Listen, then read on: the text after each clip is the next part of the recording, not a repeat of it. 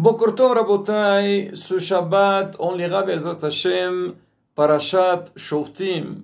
Shoftim ou Shotrim, Tetelecha Bechol Sha'arecha. Des juges et des magistrats, tu placeras dans tous tes portes.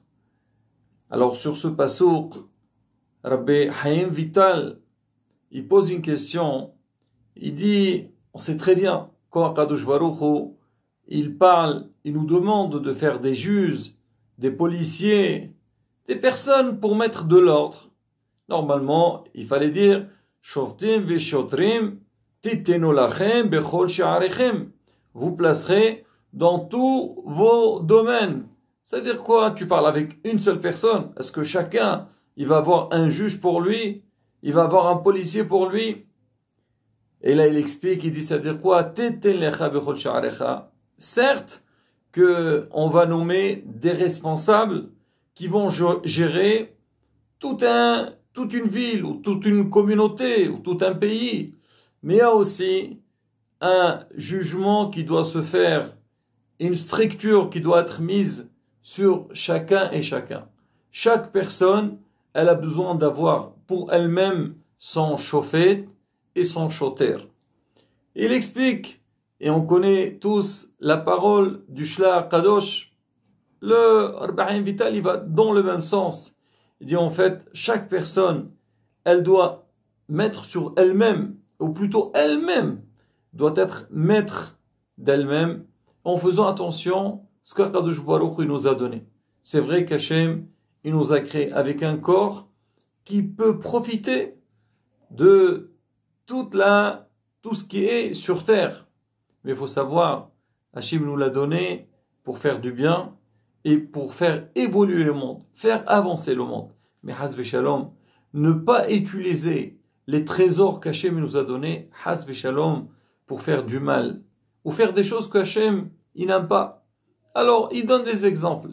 Il dit, c'est quoi? Shoftim veshotrim tetelecha bechol sha'arecha. Il dit, on a beaucoup de sha'arim dans le corps. On a beaucoup de portes. On a les yeux.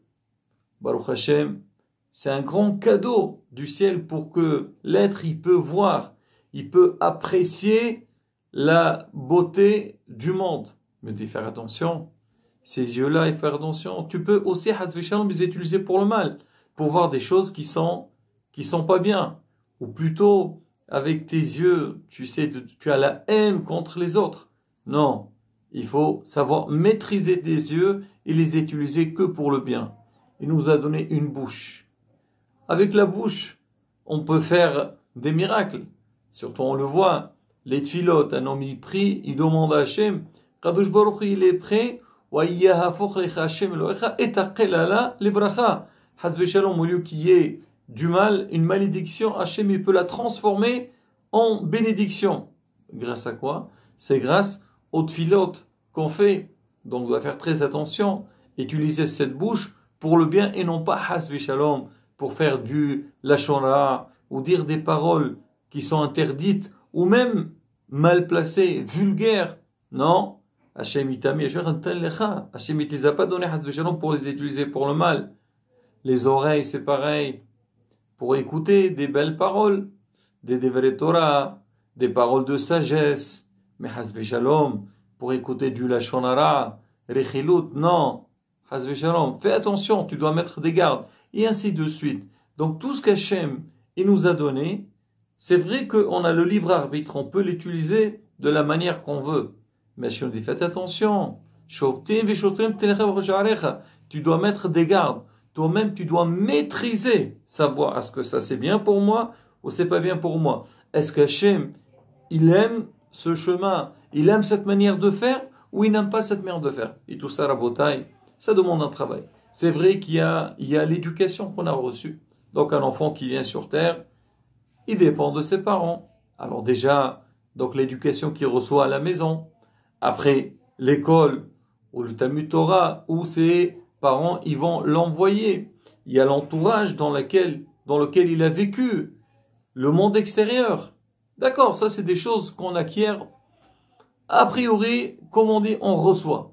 Mais une fois qu'on arrive à un certain âge, qu'on a la possibilité donc de choisir le bien et rejeter le mal, là c'est là qu'on doit vraiment, comme on dit, mettre en place tous ces shoftim et shotrim. C'est ça le message qui nous dit donc le Rav Rabbi Vital et le Shlach Kadosh.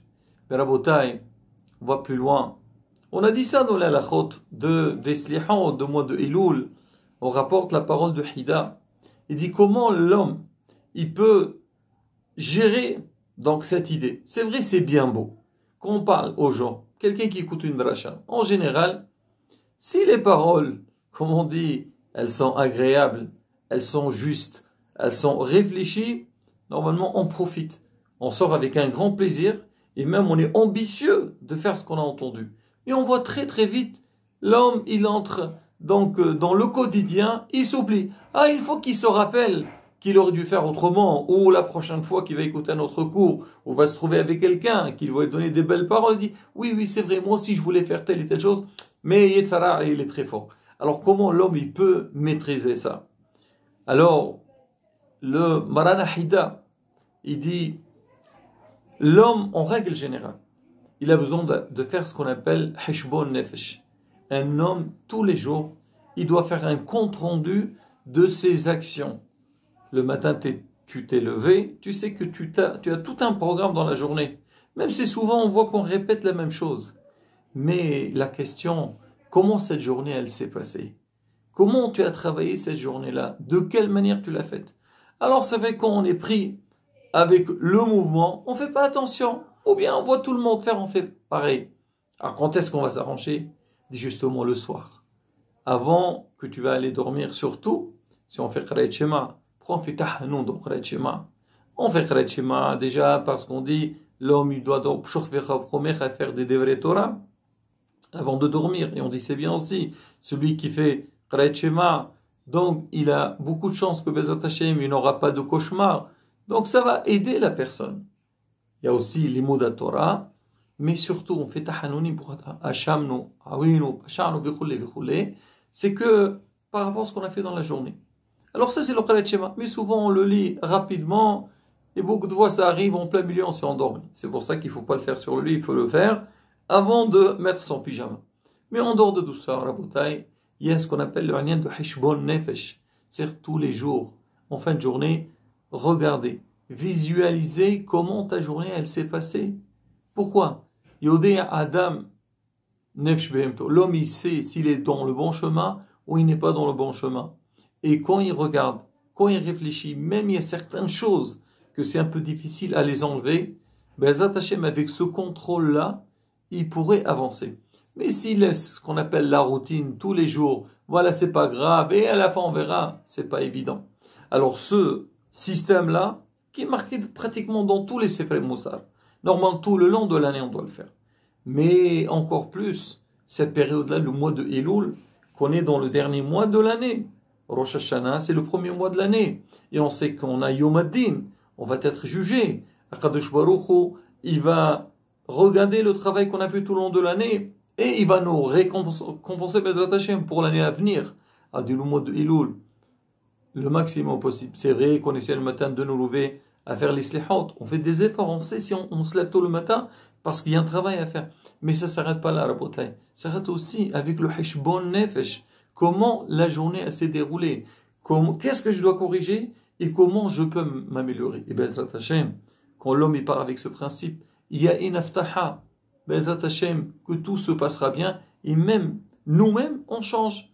On évolue, on dit oui c'est vrai. Maintenant, je réalise c'est vrai. Que ce soit au niveau des midot, la manière que je me conduis. Alors peut-être j'aurais dû être différemment. Mon contact avec l'extérieur. Et bien sûr, avec Akadosh Baruch Hu. Le Hacham, il rapporte une petite anecdote qui nous aide à comprendre tout ce qu'on est en train de dire. Il dit, il y avait une fois un rave, il est passé dans la rue, il a vu un éboueur. C'est son travail, il essaye de nettoyer donc les rues, balayer. Et un jour, 2 jours, 3 jours, un jour il le voit et il dit, écoutez monsieur, tous les jours je passe par là et je vois que vous faites exactement la même chose. Le matin, vous commencez à travailler, vous nettoyez, vous rangez et tout, et le lendemain, vous faites la même chose. Pourquoi vous faites ça? Laissez ça un mois, et à la fin, vous nettoyez tout en même temps.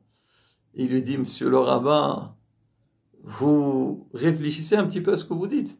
Il lui dit, c'est vrai, vous avez raison. Tous les matins quand je viens, je trouve pratiquement la même chose, si ce n'est pas pire.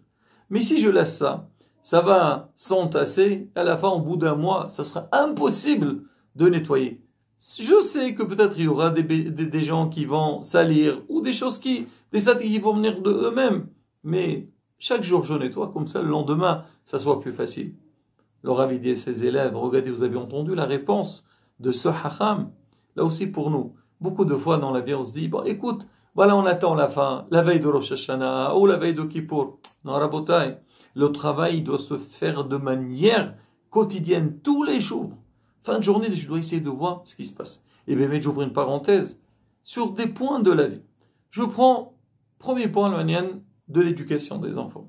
On le voit beaucoup de fois, des parents, quand il y a les réunions des parents, alors les profs, ils commencent à parler des enfants. Bon, pour ceux, si les enfants, ils travaillent pas bien. Et voilà, votre enfant, qu'est-ce qu'ils disent les parents? Pourquoi vous nous avez pas dit depuis le début du trimestre que l'enfant, il n'était pas bien, qu'il n'arrive pas à suivre, ou qu'il il travaille pas correctement? Vous laissez maintenant, pour nous dire. La faute, elle est sur qui? Peut-être le prof, c'est vrai, il aurait dû dire aux parents depuis le début. Mais les parents, qu'est-ce que vous faites?